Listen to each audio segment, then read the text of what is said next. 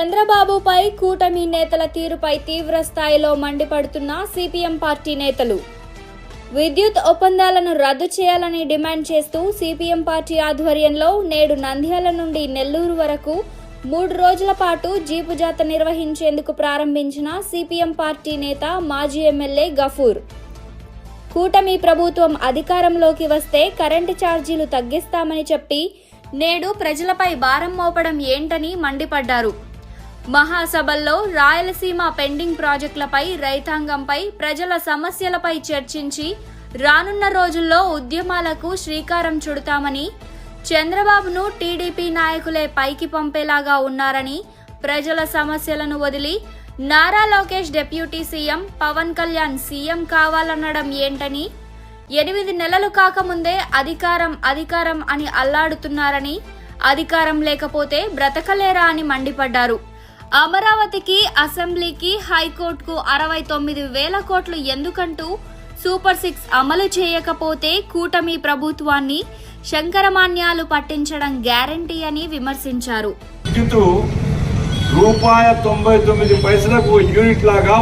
విచారణ జరపాల్సిన బాధ్యత లేదా?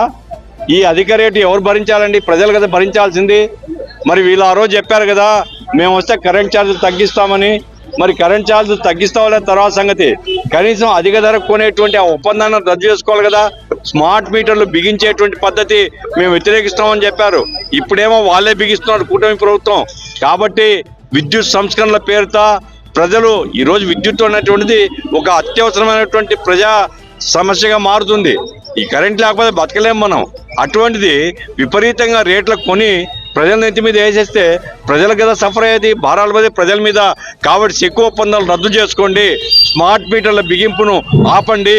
ఇది మా డిమాండు. ఈ డిమాండ్ను ప్రచారం చేస్తూ మేము గ్రామాన్ని తిరిగి నెల్లూరు చేరుతారు.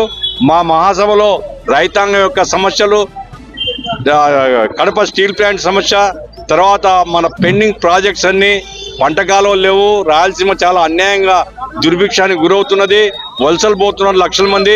ఈ అన్ని సమస్యలను చర్చించి ఒక ప్రత్యక్ష కార్యాచరణ రూపొందించి రాబోయే కాలంలో మా మహాసభ ద్వారా పెద్ద ఆందోళన ప్రజా ఉద్యమాలు మేము చేపడతాం.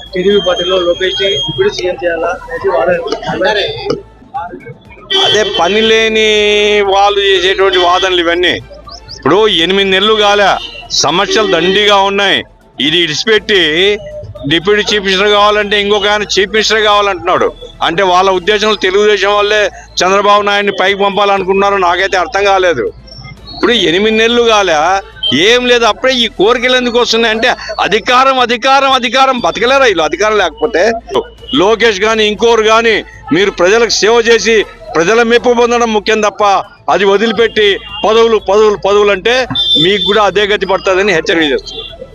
సార్, ఈ సూపర్ 6 పథకాలు అమలు చేసి నేను ప్రజలకు చెప్పుకుంటానని అంటున్నారు. మరి ప్రజల మీద భారం పడినాయి కదా, దాని మీద మీరు ఏమంటారు? ఏం చెప్పుకుంటారండి ప్రజలకు? వాళ్ళు చెప్పిందే కదా మేము అడుగుతుండేది. బస్సులకు ఉచిత ప్రయాణం మహిళలకు ఇస్తా అన్నాడు, 3 సిలిండర్లు ఇస్తా అన్నాడు, నిరుద్యోగ భృతి ఇస్తా అన్నాడు, అమ్మఒడి ఇస్తా అన్నాడు, రైతు భరోసా ఇస్తా అన్నాడు. అవే కదా అడుగుతుండేది. ఏం చెప్పుకుంటాడు ప్రజలకు? అవి చెప్పుకొనే ఓట్లు పొందినాను. మళ్ళీ ఏం చెప్తావు? ముఖం పగులుతుంది జనంలోకి వస్తే.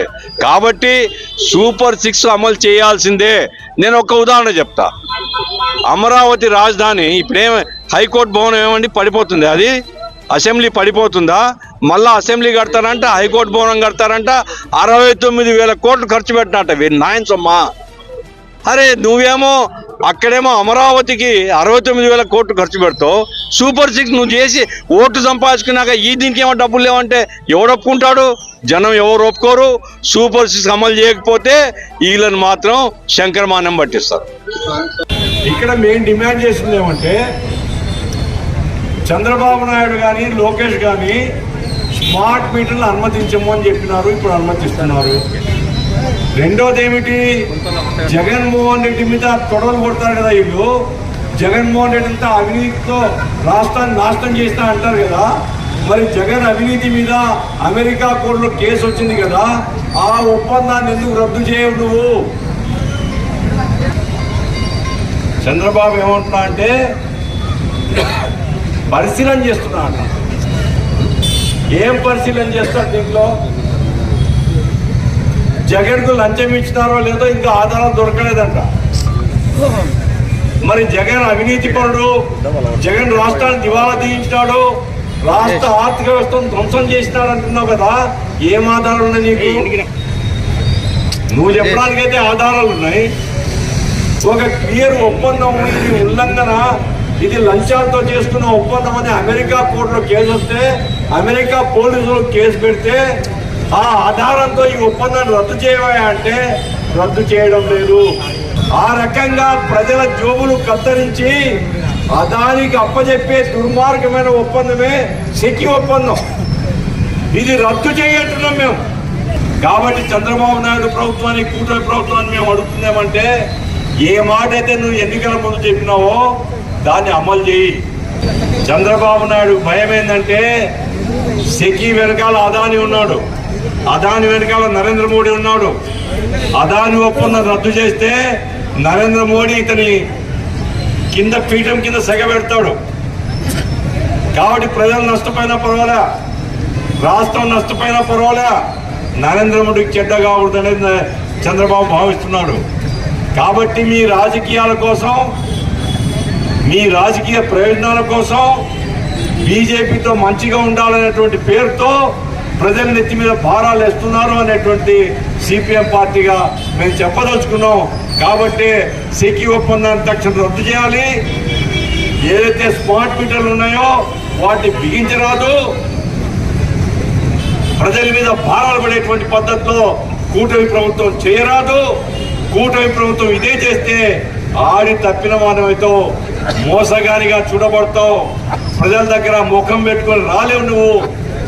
ప్రజలు నిన్ను ముద్దాయిగా చూస్తారని హెచ్చరిక చేయదలుచుకున్న చంద్రబాబు ప్రభుత్వానికి. కాబట్టే మా మహాసభల సందర్భంగా, మా మహాసభల్లో సెకి ఒప్పందాల గురించి చర్చించబోతున్నాం. మా మహాసభల్లో ఉక్కు ఫ్యాక్టరీ కడపలో రావడం మీద ఎటువంటి కార్యాచరణ చేయాలా, కడపలో ఉక్కు పరిశ్రమ కావాలి అనేటువంటి డిమాండ్ మీద చర్చించబోతున్నాం. విశాఖ ఉక్కు పరిశ్రమ ప్రభుత్వ రంగంలో కొనసాగడానికి ఏమేం చేయాలని చర్చించబోతున్నాం. రాయలసీమలో పరిశ్రమలు కానీ, రాయలసీమలో ప్రాజెక్టు కానీ, రాయలసీమకు జరుగుతున్న అన్యాయాన్ని ఎదుర్కోవడానికి ఒక కార్యాచరణ పథకంతో ఒక పెద్ద ప్రజా ఆందోళన రాయలసీమ ప్రాంతంలో ఎట్లా ప్రారంభించాలన్నది మా మహాసభలో చర్చించబోతున్నాం. కాబట్టి మహాసభ కేవలం పార్టీ కార్యకర్తలు, నాయకులు పోయి 3 రోజులు కూర్చొని చప్పట్లు కొట్టుకొని వచ్చే కార్యక్రమం కాదు మా మహాసభ అంటే.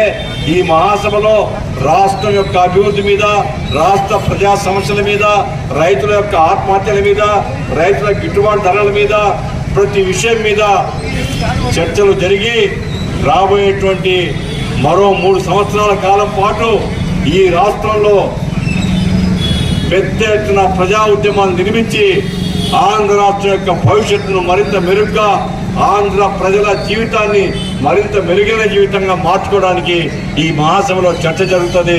కాబట్టి ఈ మహాసభ జరుగుతున్న సందర్భంగా మహాసభ కార్యక్రమాన్ని మీరందరూ గమనించమని, మహాసభ తీర్మానాల్ని అధ్యయనం చేయమని, మహాసభ ఇచ్చేటువంటి పిలుపుల్ని రాబోయే కాలంలో అమలు చేయడం కోసం కార్మిక వర్గం, రైతాంగం, కష్టజీవులు, పేదలు అందరూ కలిసికట్టుగా పెద్ద ఎత్తున రాబోయే కాలంలో ఉద్యమిస్తే తప్ప లోకేష్ డిప్యూటీ చీఫ్ మినిస్టర్ కావాలా, డిప్యూటీ చీఫ్ అరే నిన్న కాక మొన్న పుట్టివి నువ్వు, ఇంకా కళ్ళు కూడా తెరవలే, అప్పుడే చీఫ్ మినిస్టర్ కావాలా, డిప్యూటీ చీఫ్ మినిస్టర్. మీ అబ్బా రాజ్యమై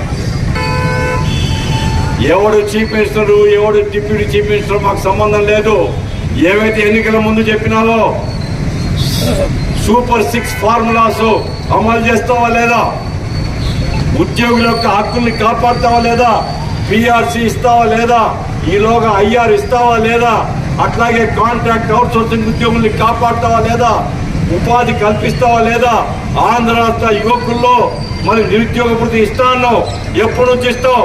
నిరుద్యోగ భృతి ఇవ్వకపోతే మాత్రం నిన్ను బజార్లోకి లాగుతామని ఈ ప్రభుత్వాన్ని హెచ్చరిక చేయదలుచుకున్నాం.